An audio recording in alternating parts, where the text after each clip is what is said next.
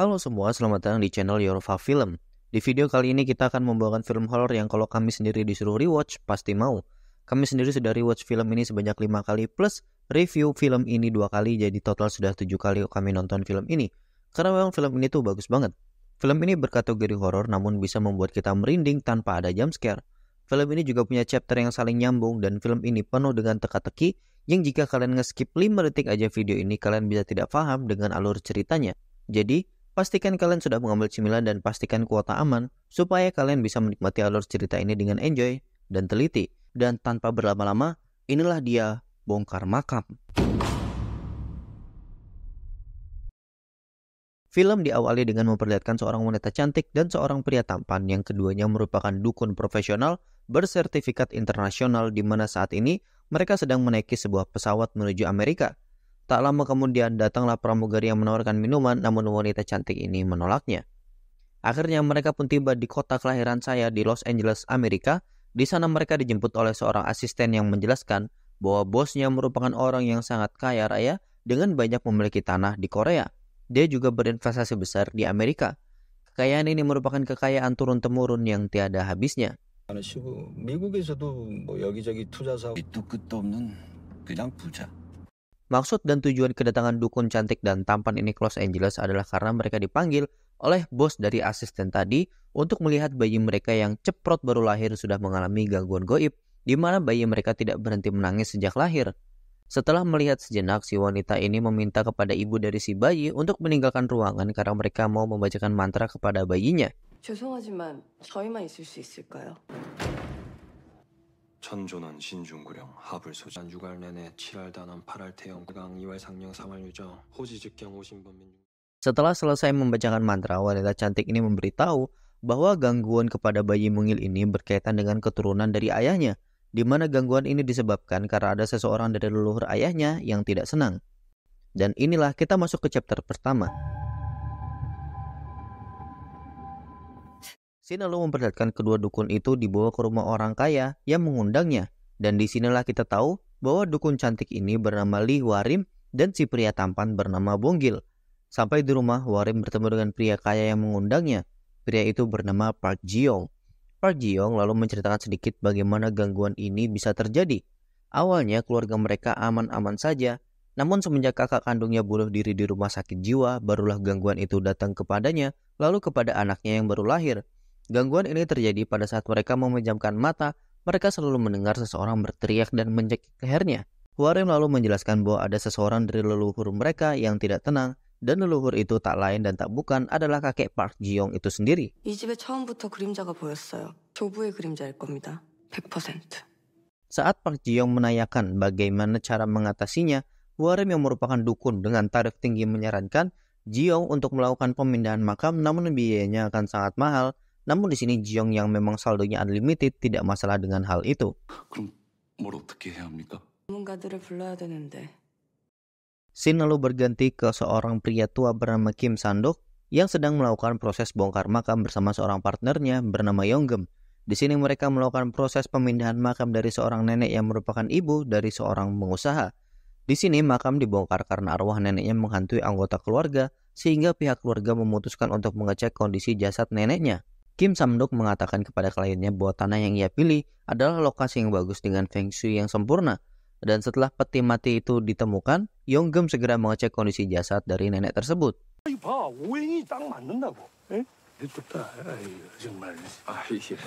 Setelah memeriksa, Kim Sandok memperhatikan dengan detail jasad nenek tadi dan mengatakan bahwa sebelum meninggal, ada seseorang yang mengambil gigi palsu milik nenek. Mendengar Kim Sang-duk berkata demikian, tiba-tiba anak dari pengusaha kaya itu menangis dan mengatakan bahwa ia telah mengambil gigi palsu nenek yang ia simpan sebagai kenangan satu-satunya yang ia miliki. Kim Sang-duk pun membujuk si anak untuk mengembalikan gigi palsu nenek dan mengatakan bahwa nenek akan selalu ada bersama mereka.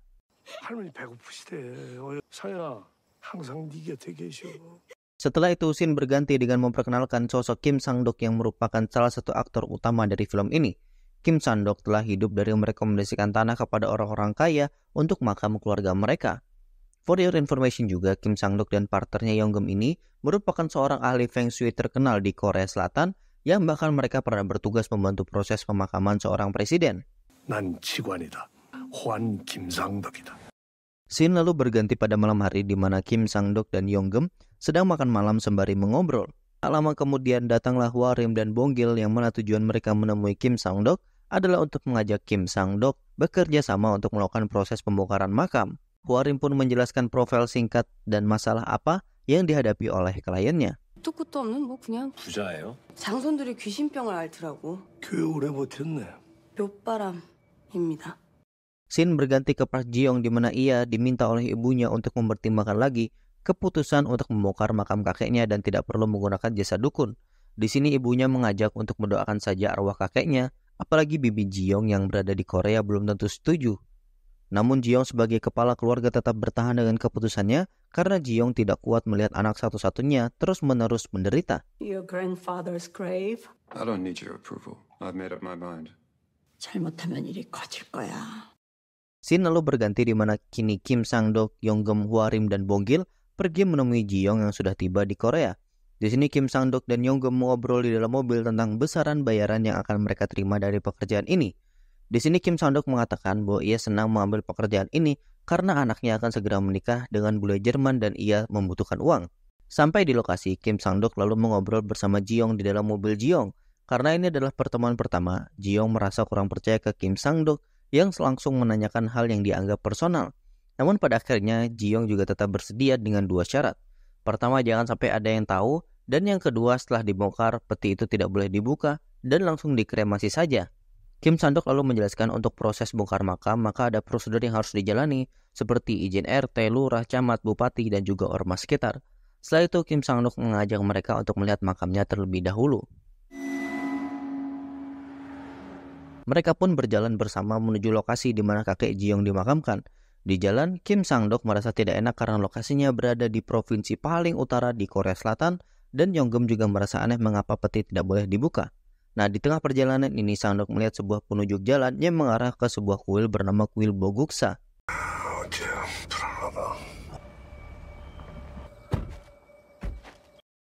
Sesampainya di lokasi, Hwa-rim menanyakan kepada Kim Sang-dok apakah ia tahu lokasi ini.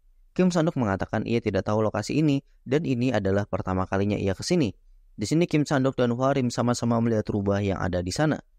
Sesampainya di makam, Kim Sang-dok dengan ilmu Feng Shui-nya mengecek makam kakek Ji-young. Sang-dok lalu melihat batu nisan di makam itu dan ia melihat sebuah koordinat tertulis di sana. Lalu ia bertanya kepada Ji-young siapa yang menyerahkan kakeknya dimakamkan di sini. Ji-young menjawab bahwa kakeknya dimakamkan di sini karena rekomendasi oleh seorang biksu terkenal bernama Gisune. Lalu Kim Sang-dok menanyakan mengapa makam ayahnya terlihat sederhana dengan profilnya yang luar biasa. Ji-young menjawab hal itu dikarenakan kala itu banyak maling yang membongkar makam untuk mengambil barang berharga di dalamnya. 본명이 기순애라는 스님이라고 들었습니다. 묘가 좀 소박하네요. 그래서 조용히 소박하게 모셨다고 들었습니다. Kim Sang-dok lalu berpikir sebentar dan tiba-tiba ia berbalik arah dan mengatakan kepada Ji-young bahwa ia menolak untuk melakukan pembongkaran makam. 내가 못할 것 같습니다. 너 꼬라지가 났네 저. Hwa-rim, Bong-gil, dan Yong-geum yang terkejut dengan keputusan Sang-dok mengejar Kim Sang-dok menanyakan alasannya. Sang-dok menjawab bahwa selama ia bekerja sebagai ahli, ia tidak pernah tahu tempat ini dan mengatakan bahwa tempat ini adalah tempat terkutuk, sehingga apabila mereka memaksa terus melakukan proses bongkar makam, maka semua yang terlibat akan celaka. Sang-dok juga mempertegas dugaannya karena saat naik ke bukit, ia dan Hwa-rim melihat rubah yang berarti itu merupakan pertanda buruk. Scene berganti pada malamnya, Sang-dok dan Hwa-rim datang ke Hotel Ji-young. Di sini mereka berbincang hangat tentang kehidupan Sang-dok yang anaknya sebentar lagi akan menikah. Di tengah obrolan, Ji-young memotong omongan Sang-dok dan meminta agar Sang-dok bersedia melakukan proses bongkar makam demi menyelamatkan anak semata wayangnya. Ini karena sebelumnya istri Ji-young selalu mengalami keguguran dan inilah cara satu-satunya untuk menyelamatkan anak semata wayang mereka. Di sini Sang-dok menanyakan apakah ada yang disembunyikan oleh Ji-young. Ia lalu menjelaskan keanehan makam kakeknya dan juga menyinggung soal biksu Gisone yang entah sebenarnya ia itu siapa dan namanya juga bukan nama Korea pada umumnya. Lalu di sini Ji-young hanya membantah bahwa tidak ada yang ia sembunyikan. Lalu Sang-dok menjelaskan bahwa membongkar makam di lokasi seperti itu sangatlah berbahaya karena dapat memancing makhluk yang di situ berdatangan dan juga marah. Di sini Hwa-rim lalu mencoba memberikan solusi dengan melakukan ritual Daesalgut untuk memancing roh jahat yang berbahaya di sana dan mereka bisa aman membongkar makam. 대살구슬 해보죠. Sangdok tidak langsung setuju karena walaupun secara teori itu adalah benar, hal tersebut belum pernah dilakukan prakteknya sehingga masih beresiko. Namun saat Hwarim memancing Sangdok dengan mengancam akan menggantinya dengan ahli Feng Shui yang lain, maka Sangdok pun akhirnya menerimanya. Daisalgut sendiri merupakan semacam trik di mana 5 orang penggali kuburan bersio babi akan dipotong rambutnya dan rambut itu akan dimasukkan ke mulut babi yang sudah mati sehingga mereka aman dari energi negatif. Di saat proses persiapan Bibi Jeong yang memang tinggal di Korea akhirnya datang untuk melihat proses ini juga.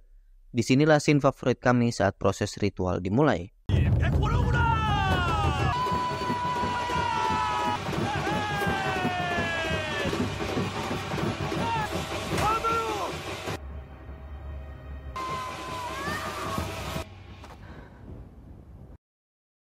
Saat peti sudah ditemukan, ritual pun diberhentikan dan petugas gali kubur diberi garam kasar. Setelah itu, peti itu pun dibawa ke tempat kremasi. Saat semua pergi, para penggali makam masih di sana untuk membereskan pekerjaan mereka. Disinilah salah satu penggali makam melihat binatang seperti ular, namun kepalanya sangat aneh, dan pekerja tersebut langsung membunuhnya. Nah, saat makhluk itu terbunuh, saat itulah terdengar suara teriakan, dan cuaca yang awalnya cerah tiba-tiba berubah menjadi gelap dan hujan deras. Karena hujan, rombongan pun berhenti di tengah jalan. Kim Sandok lalu mendatangi Ji-young untuk mengonfirmasi bahwa kremasi tidak bisa dilakukan karena menurut kepercayaan orang Korea jika kremasi dilakukan saat hujan, maka roh tidak bisa ke tempat yang baik, sehingga mau tidak mau, kakeknya harus ditaruh di rumah sakit terlebih dahulu. Tibanya di rumah sakit, Yonggem menyogok seorang petugas karena telah mengizinkan mereka untuk menaruh peti kakek Ji-young. Di sisi lain, Ji-young memberitahu bibinya bahwa kremasi ditunda. Bibinya lalu mengatakan bahwa sebenarnya sampai detik itu ia masih tidak setuju dengan kremasi yang dilakukan. Di kamar jenazah, Sangdok mendatangi Yonggem yang sedang membersihkan peti. Ia memberitahu jika Ji-young dan Hwarim sudah pergi dan ia berpesan pada Yonggem untuk makan setelah selesai, sementara ia sendiri akan pergi ke suatu tempat. Kim Song-dok akhirnya pergi mengunjungi sebuah kuil yang ia lihat saat pertama kali ke lokasi makam. Di sini ia bertemu seorang biksu yang sudah tua dan Sangdok lalu memperkenalkan diri. Di sini Sangdok mengatakan bahwa ia baru saja membongkar makam tanpa nama di bukit dekat kuil. Lalu ia bertanya apakah biksu itu tahu tentang makam itu dan biksu itu menjawab bahwa ia tahu banyak tentang makam itu namun hanya sebatas rumor saja. Biksu lalu bercerita ada rumor yang mengatakan bahwa makam itu adalah milik orang terkaya semasa dinasti Joseon. Lalu ada yang menyebut makam itu adalah makam kerajaan, sehingga pada masa itu banyak sekali yang ingin merampok makam itu, namun semua yang merampok tidak pernah kembali.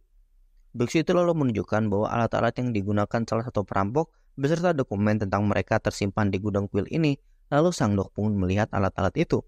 Scene lalu berganti di mana petugas rumah sakit yang disogok oleh Yonggem masuk ke dalam ruang jenazah.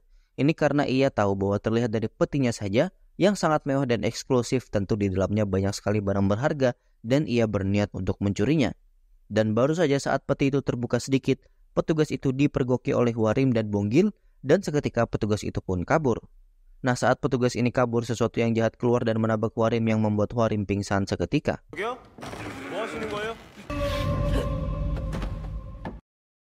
Dan inilah chapter ketiga. Shin lalu memperlihatkan Sangdok dan Yonggem yang buru-buru ke rumah sakit untuk melihat Hwarim yang pingsan tadi. Shin lalu berganti memperlihatkan ayah Ji-young di Amerika, di mana ia terus menyebut ayahnya karena ia melihat roh ayahnya yang keluar dari peti sudah tiba.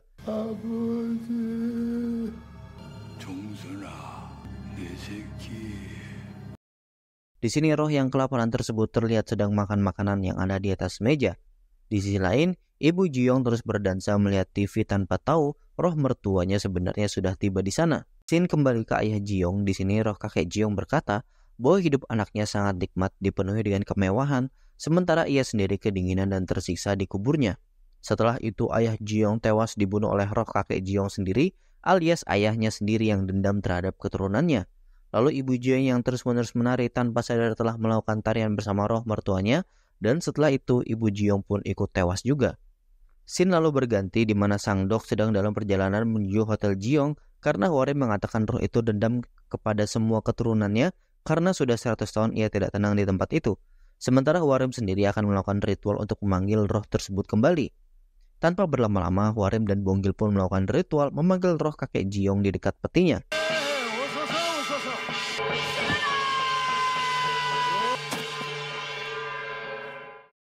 Di saat yang bersamaan, Ji-young yang sedang istirahat mengalami gangguan seperti biasanya dan ia tiba-tiba terbangun dari tidurnya dan tubuhnya sudah basah oleh keringat. Tin lalu kembali ke Hwarim dan Bonggil di mana roh kakek Jiong berhasil mereka panggil dan kini sedang merasuki tubuh Bonggil.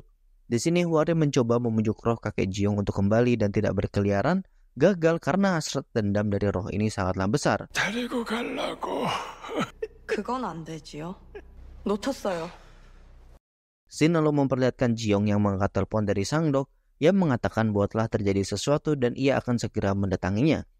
Di saat yang bersamaan pintu kamarnya diketok oleh seseorang dan saat ditanya siapa, orang di luar mengatakan bahwa ia bernama Kim Sangdok juga. Di sini Jiong makin keringat dingin karena bingung yang mana Sangdok yang sebenarnya. Namun tanpa ia sadari dirinya justru mengikuti perkataan Kim Sangdok yang ada di telepon yang meminta Jiong untuk membuka jendela. Dan setelah membuka jendela barulah Jiong sadar bahwa ia justru keliru karena membuka jendela membuat roh kakeknya berhasil masuk. Di sisi lain Sangdok yang asli meminta bantuan petugas hotel untuk membuka kamar Jiong dan saat dibuka Jiong telah berdiri di atas meja dan kerasukan roh kakeknya yang tiba-tiba bergaya layaknya prajurit Jepang. 동아 새로운 통일을 위하여.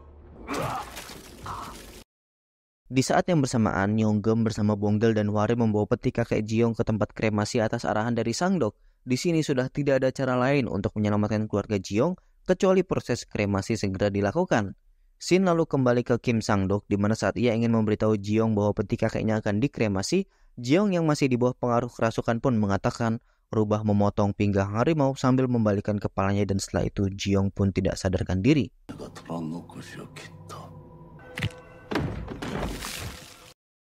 Saat Jiong pingsan, Sangdok melihat visual roh kakek Jiong yang kemudian pergi lewat kaca jendela. Sin lalu memperlihatkan anak Jiong yang sedang di rumah sakit yang kini keadaannya sudah mulai membaik. Istri Jiong lalu meminta suster untuk menjaga anaknya sebentar karena ia mau pulang lantaran orang di rumah tidak ada yang menjawab teleponnya. Sin lalu kembali kepada Sangdok yang melihat apa yang terjadi. Ia segera menyuruh asisten Jiong untuk menghubungi pihak keluarga Jiong guna meminta izin untuk kremasi. Namun karena yang di Amerika tidak bisa dihubungi, maka yang dihubungi adalah bibi Jiong. Di saat yang bersamaan, roh kakek Jiong sudah tiba di rumah sakit tempat anak Jiong berada. Di momen inilah terjadi hal yang seru di mana Yonggem, Hwarim, dan Bonggil siap untuk kremasi. Sementara di waktu yang bersamaan, Sangdok meminta izin kepada bibi Jiong yang menolak kremasi dan roh kakek Jiong yang hendak membunuh keturunan terakhirnya. Tindakan mereka hanya berselisih sepersekian detik saja. 고모님, 빨리 서두르 줘야 돼요.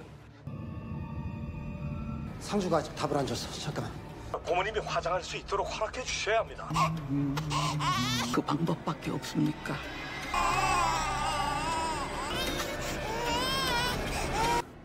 화장하세요. 태워라.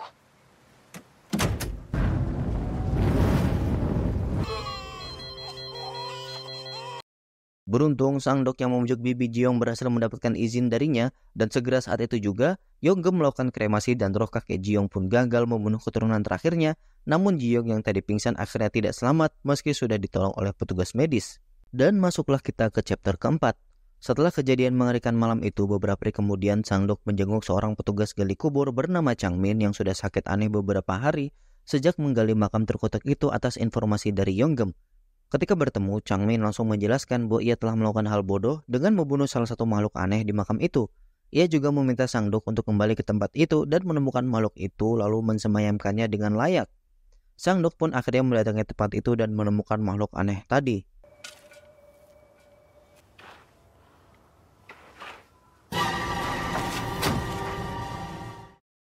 Sangdok yang terkejut dengan apa yang ia lihat secara tak sengaja skopnya mengenai sesuatu di dalam tanah yang setelah digali lebih dalam ternyata ada peti lagi di bawah itu. Ia lalu menyimpulkan bahwa di situ telah terjadi pemakaman ganda.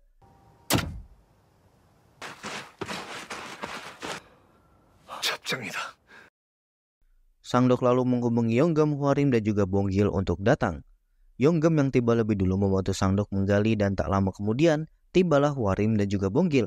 Sebenarnya mereka semua terkejut karena ada peti lagi di bawah itu yang posisinya vertikal, ukurannya jauh lebih besar dan petinya dikelilingi oleh kawat. Di sini Yonggem mengatakan untuk menghubungi pihak keluarga terlebih dahulu, namun Hwarim mengatakan sebaiknya mereka tidak ikut campur. Akhirnya mereka meminta keputusan kepada Sangdok yang paling tua dan Sangdok mengatakan lebih baik mereka mengeluarkan peti itu dan membawanya sebelum malam. Lalu mereka di saat yang bersamaan juga menghubungi pihak keluarga Jiong untuk datang. Akhirnya peti itu dikeluarkan dan karena hari sudah malam, Sangdok memutuskan untuk beristirahat di kuil Boguksu. Sesampainya di kuil, Sandok meminta izin kepada biksu untuk beristirahat semalam dan mengatakan pihak keluarga Jiong akan datang dan biksu itu pun mengizinkannya. 무슨 일입니까? 신세 좀 지겠습니다. 바늘 어디다 좀 놔둘 데가 있을까요? Saat melihat betapa besar peti yang dibawa, biksu itu terkejut juga. Setelah itu, Hwarem meminta beras ketan dan menaburkannya mengelilingi peti sebagai pagar segel dan meminta Bonggil mengambil darah kuda di mobil. 이게 뭡니까? 찹쌀이 좀 있을까요? 차에 가서 말피도 좀 갖고 와. Tak lama kemudian datanglah Bibi Jiong dan mengatakan bahwa ia pun tidak tahu jika ada makam lagi di bawah makam ayahnya. Lalu Sangdok mengatakan ia melihat tulisan di nisan ayahnya bertulis Wakil Ketua Dewan Pusat Park Geun-hyun. Setelah itu Sangdok mengatakan bahwa ayah dari Bibi Jiong ini merupakan seseorang yang sangat terkenal dalam hal pengkhianatan. 대체 뭡니까? 모르겠습니다. 적혀 있더라고요. 유명한 걸 팔아먹은. 그래서 더 모르겠다고요. Ya, karena rahasianya sudah terbongkar, akhirnya Bibi Jiong ini membuka fakta bahwa Biksu Gisune bukanlah orang Korea, melainkan orang Jepang dan bernama asli Murayama Junji. Setelah itu ia menunjukkan foto keluarga yang disitu ikut pula si Biksu Gisune ini. 기순이라는 스님 일본 사람이었습니다. 무라야마 준지라고 했습니다. Setelah itu Bibi Jiong pun pergi dan berjanji akan membayar Hwarem dan Songdok bayaran yang sudah dijanjikan oleh almarhum Jiong. Setelah Bibi Jiong pulang, Hwarem, Songdok, Bonggil, dan Yonggem mengkremasi makhluk yang menyerupai ular ini dan juga mendoakannya. Setelah itu biksu kuil Boguksu menawarkan mereka untuk makan malam sebelum tidur. 이거라도 한 잔씩들 하세요. Dan masuklah kita ke chapter kelima.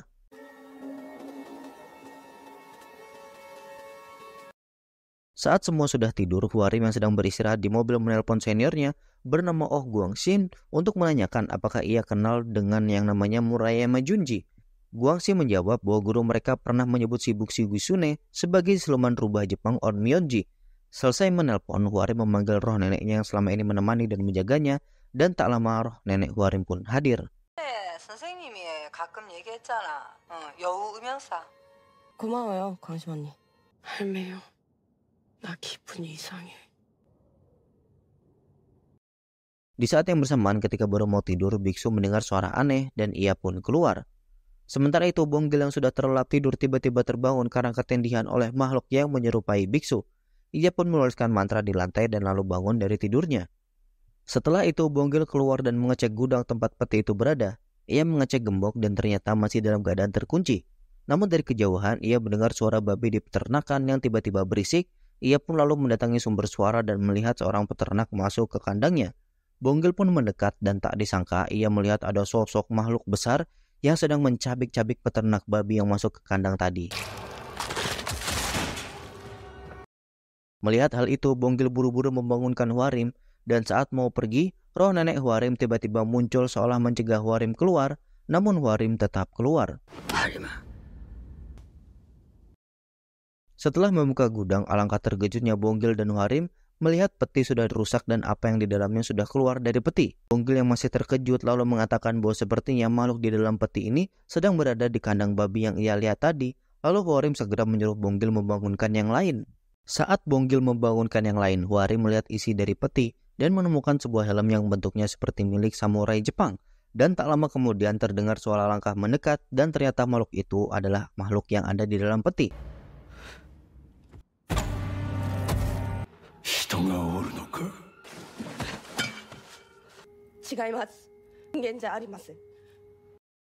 Di sini makhluk itu melihat pintu yang sudah terbuka dan bertanya apakah ada manusia di dalam.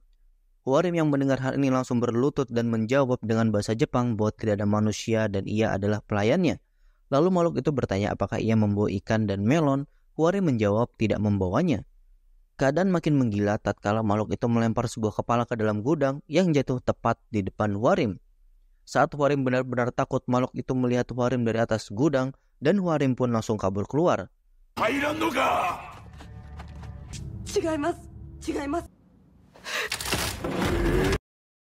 Saat Hwarem kabur, Bonggil tiba-tiba muncul dan menahan makhluk itu.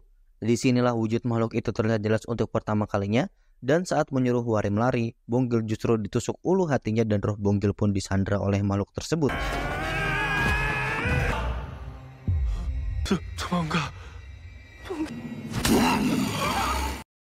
Saat makhluk itu mendekati Hwarim, ia melihat stupa biksu dan ia lalu membaca beberapa ayat-ayat Buddha, lalu ia berubah menjadi api. Tak lama kemudian keluarlah Yonggem dan Songdok. Di sini mereka melihat bola api besar dan mereka semua akhirnya terkena ilusi dari makhluk itu.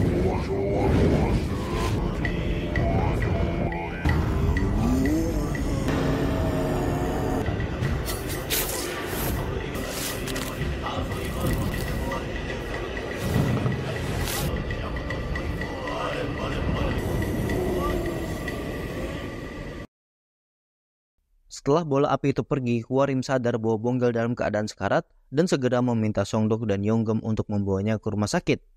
Scene berganti di mana mereka sudah di rumah sakit. Di sini kejadian semalam segera menjadi berita nasional, namun berita itu menyebut bahwa kejadian semalam terjadi akibat adanya serangan dari beruang liar. Setelah diperiksa, Songdok mendatangi Hwarim dan meminta maaf atas keputusannya untuk menggali makam itu. Lalu Hwarim bercerita bagaimana Bonggil dan dirinya bertemu dan sekarang menjadi partner dalam pekerjaan mereka. Ia juga mengatakan bahwa makhluk semalam bukanlah hantu atau jin biasa, melainkan iblis. 완전히 다른 거예요. 정령이에요. 아무것도 느껴지질 않았어요. 왜 그 박씨 집안 묘에 있었는지.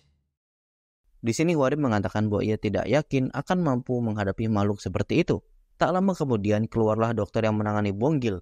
Ia mengatakan bahwa Bonggil bisa pulih kembali meskipun keadaannya cukup parah dan Hwarim pun mengikuti dokter itu. Kim Sang-dok lalu tak sengaja melihat lukisan bergambar perbatasan dan bertuliskan tulang punggung semenanjung.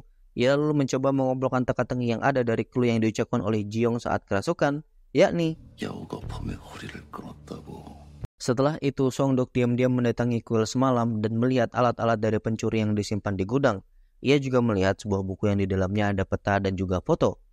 Scene berganti di mana Bonggil dijenguk oleh senior Hwarim yang ditelepon kemarin, yakni Guang Shim, yang datang bersama junior Hwarim bernama Jahye. Mereka berdua datang juga karena diundang oleh Hwarim untuk melakukan sebuah ritual kepada Bonggil yang rohnya disandra oleh iblis Jepang. Dan masuklah kita ke chapter ke-6.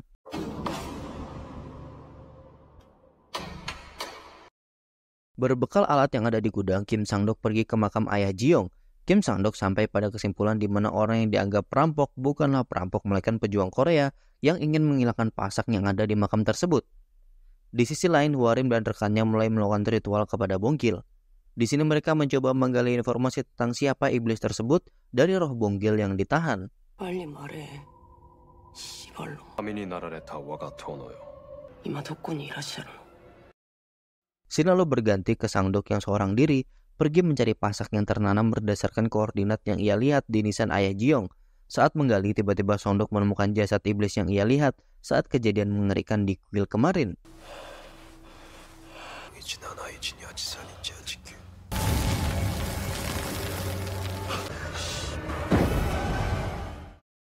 Di sisi lain, selesai ritual, Guangxi memperingatkan Hwarim untuk tidak terlibat karena iblis itu adalah iblis Jepang yang sangat jahat dan akan membunuh siapapun yang mendekat.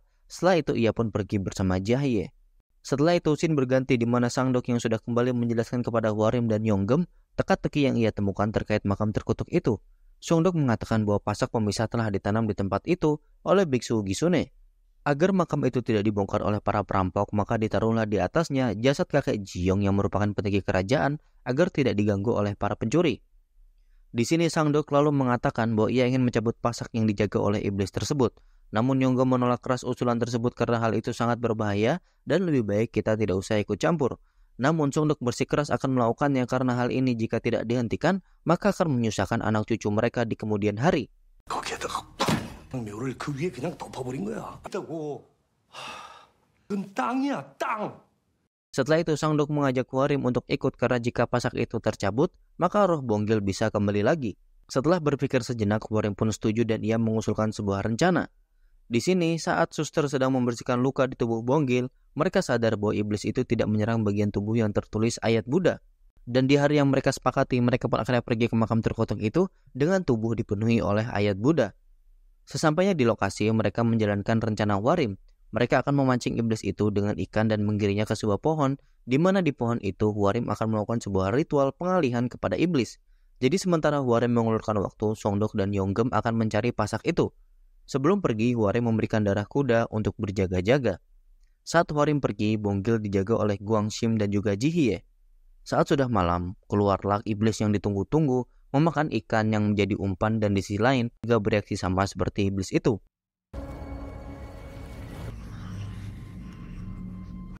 Iblis itu sudah keluar, Hwarim buru-buru menyalakan asap di pohon yang sudah ia siapkan untuk mengelabui iblis tersebut. Saat iblis keluar dan mendatangi Hwarim, segera Songdok dan Yonggem menggali mencari pasak. Di sisi lain, Hwarim yang bertrik sebagai dewa pohon di gunung itu menanyakan bagaimana ia dimakamkan di situ, dan iblis itu menceritakan bagaimana sejarahnya. Di sisi lain, Songdok dan Yonggem yang menggali tak kunjung mendapatkan pasak yang dimaksud, padahal Songdok yakin 100% pasak itu ada di koordinat tersebut. Akhirnya Yonggem pergi menemui Hwarim dan meninggalkan Songdok sendirian. Scene berganti ke Hwarim di mana ia lalu menanyakan apakah iblis itu menahan roh Bonggil jika ia Hwarim memerintahkan untuk melepaskannya. Namun Hwarim tidak mendapatkan jawaban, dan tiba-tiba iblis itu mengetahui bahwa di balik pohon bukanlah dewa melainkan sosok manusia. Dan saat hendak membunuh Hwarim, disitulah nenek Hwarim muncul dan Hwarim pun pergi.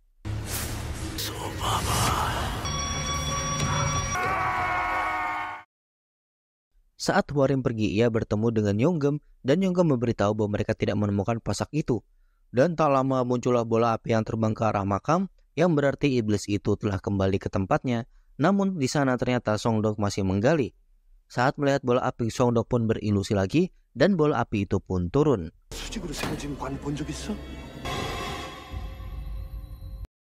Di sini Songdok ditusuk ulu hatinya oleh makhluk itu, dan melihat hal itu Hwarim buru-buru menyiramkan darah kuda, lalu makhluk itu menjatuhkan Songdok. Songdok yang melihat hal ini akhirnya mengetahui kelemahan dari iblis itu. Setelah itu Hwarim dan Yonggem turun dan menolong Songdok, namun iblis itu sudah keburu bangkit lagi, lalu mencekik Yonggem dan juga Hwarim. Di sini mereka diperlihatkan masa lalu dari iblis itu, di mana dahulu iblis itu dibunuh sebagai hukuman atas kekalahan Jepang, dan sebuah pasak ditanamkan di dalam tubuhnya oleh Gisune. Di situasi ini Gwangsim dan Jihiye yang menjaga Bonggil juga tak henti-hentinya membacakan doa.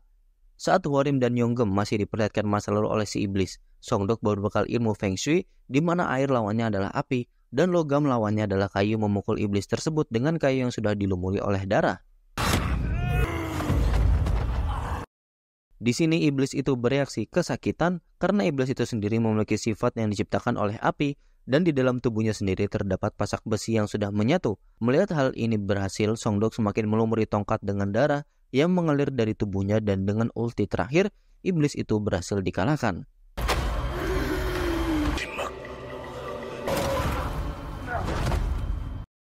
Setelah iblis itu kalah, roh Bonggil pun kembali. Selesai dengan semua kejadian mencekam ini, Songdok buru-buru dilarikan ke rumah sakit dan juga dirawat. Songdok pun akhirnya sadar setelah operasi, dan selama masa pemulihan, ia selalu ditemani oleh Hwarim, Yonggem, dan juga Bonggil. Sampai pada akhirnya mereka bisa menjalani kehidupan mereka sehari-hari. Pada suatu hari, tibalah hari di mana mereka menghadiri pernikahan putri Songdok, dan saat hendak berfoto, Songdok pun mengajak Yonggem, Bonggil, dan Hwarim untuk berfoto. Dan film pun tamat.